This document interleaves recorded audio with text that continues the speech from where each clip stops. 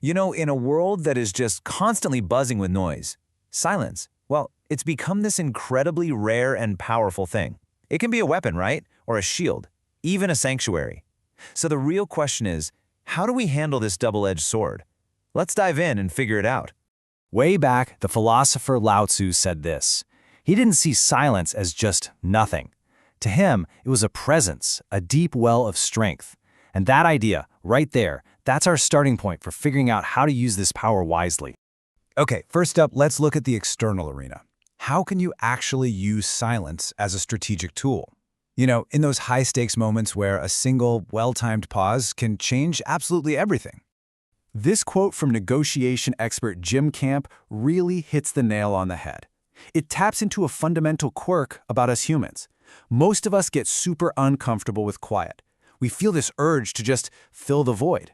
And that discomfort, that can be used to shift the power in a conversation, often getting the other person to say way more than they planned to.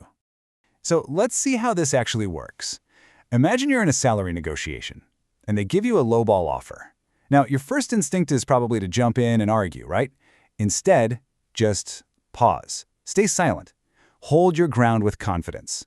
That quiet moment creates this tension in the room, and it often makes the other person start to second-guess themselves. More often than not, they'll be the one to break the silence, maybe with a better offer or at least some new information you can use.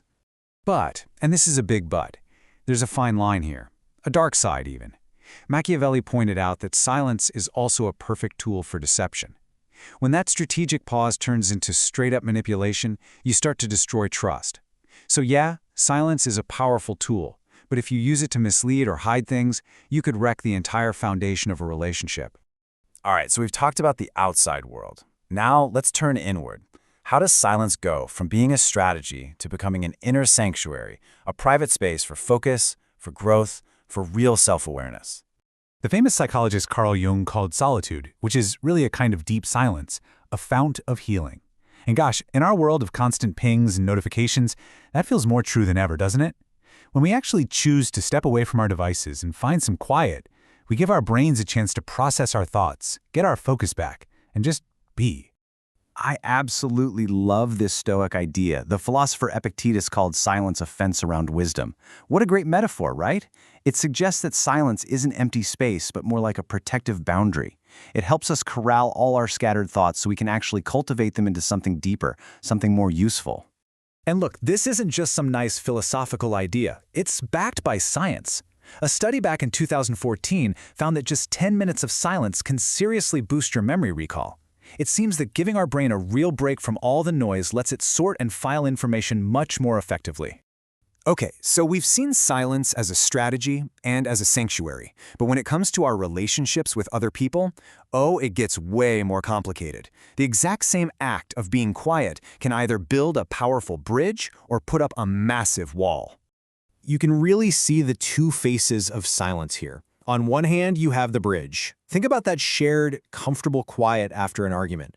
It lets emotions cool down, and it creates a space for empathy to grow. But on the other hand, silence can be a barrier. When it's used as a weapon, the silent treatment, it's just toxic. It leaves emotional wounds to fester and eats away at trust.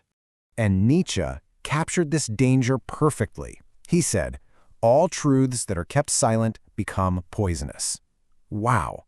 When we use silence to dodge a tough conversation or to hide something we did, that unspoken truth, it doesn't just vanish. It hangs in the air, slowly poisoning the trust from the inside out. So, all of this brings us to our final and maybe most important point, speaking with intention.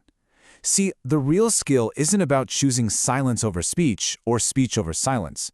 It's about developing the wisdom to know which one is needed and when. This is the key takeaway. Right here. Silence and speech, they're not enemies fighting for control. They're two parts of the same whole. Real mastery is in the dance between them, knowing when a quiet moment says more than words ever could, and knowing when you absolutely have to speak up to break a destructive silence. This quote from Martin Luther King Jr. just elevates the whole discussion, doesn't it? It's such a powerful reminder that our silence carries moral weight. When there's injustice, or when someone we care about is hurting, our silence is not a neutral act. It is an action, or a failure to act, and it has real, profound consequences. So I'll leave you with this to think about. Your silence is always saying something. It can communicate confidence, empathy, and wisdom, or it can communicate avoidance, fear, and indifference. The only question is, what are you letting your silence say for you?